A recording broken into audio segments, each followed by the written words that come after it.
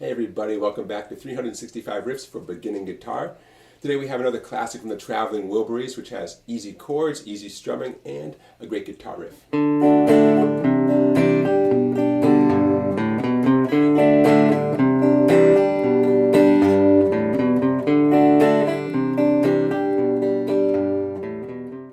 So the chords you'll need are D, C, G, E minor, and a B7 that shows up in the chorus. Okay, D, C, G, G with a middle ring and pinky. That's how I recommend it for this song. And E minor and B7. Now the strumming pattern, I'm going to illustrate it on the D major chord.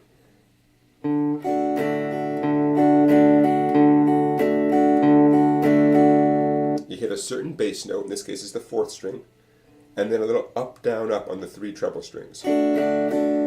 Okay, on C you're going to hit the 5th string. On G it's going to be the 6th string. E minor the 6th string. And B7 back to the 5th string. And the way I'm choosing which bass note to hit is the bass note that shares the name of the chord. So in the case of D, I hit the open D string. In the case of C, that's the note C right there. And so on. Okay, so that's the principle, the guiding principle here with the strumming. Now, let's get into the actual tune. Here comes the intro. The intro and verse both share a nice little walk down riff. I'm going to teach you that before the end of this video. But right now, let's check out the strum pattern that you just learned as it applies to the intro and the verse of the tune. It's going to sound like this. The D, C, G chord progression, twice for the intro, twice more for the verse, and then it starts to vary a little bit. Here's the intro. 2, 3, 4.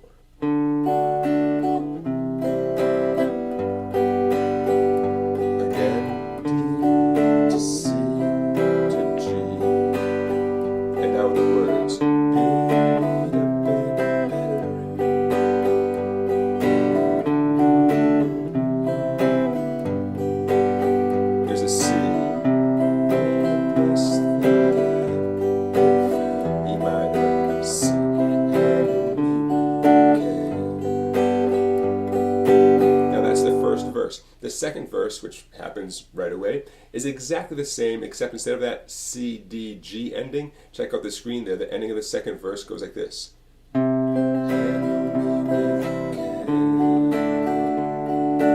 stay on the C and D twice as long, and there is no G, because the G is what you're going to start the chorus with, okay? So first verse ends on a G, second verse ends on a D, all right? And you can see the differences there on the screen. That's all. Now, that first verse that ends with a C, D, G, we're going to see that later in the song, the ending on the G chord, and I'm going to call it the A verse. Okay, so A verse ends with C, D, G. The B verse ends with the C to D. Okay, so you'll hear me say either an A verse or a B verse, and you know what I'm talking about. Makes it quicker for us to communicate. Here's a tip for the chorus. G with a middle ring and pinky, and the middle finger stays same string, same fret for the following chord, B7. G to B7. Might take a little bit of practice. That's okay. Everything does. But there's a tip for you. Okay, here's what the chorus sounds like. 2, 3, 4. I'm so tired of being. I still have some love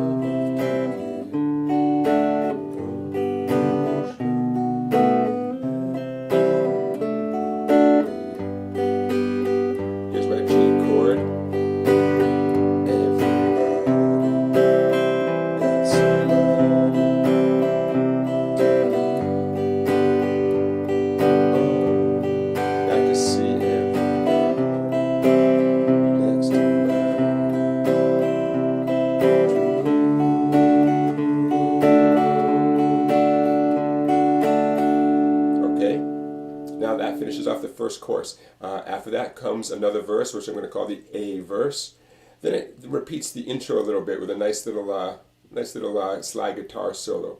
Then comes a B verse, the verse that ends with a C, D chord change, which leads into the second chorus of the tune. You getting all this?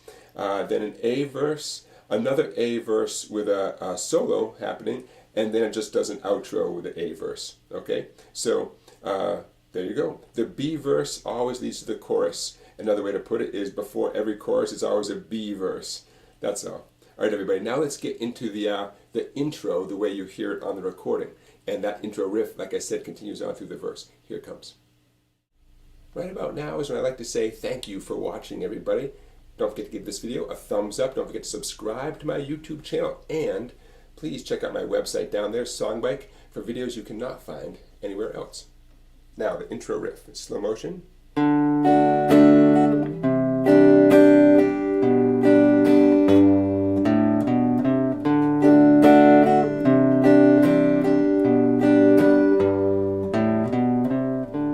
So what do we have? We have a D chord, a modified C chord. Notice my ring finger didn't move. Pinky, 1st string, 3rd fret. Ring finger, 2nd string, 3rd fret, where it's always been. Index, 4th string, 2nd fret. Middle finger, 5th string, 3rd fret. That same pattern we've been doing. Now watch what I do next. I'm going to change one thing. Take away my middle finger, 1st finger, 5th string, 2nd fret. Watch this. Pluck it, 5th string. Up, down. Reach over with my 6th string, upstroke. A little bit faster.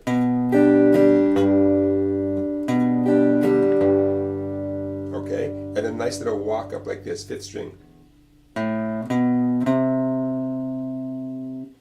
Upstroke, downstroke, upstroke, and the whole thing begins again. Here it comes with no talking.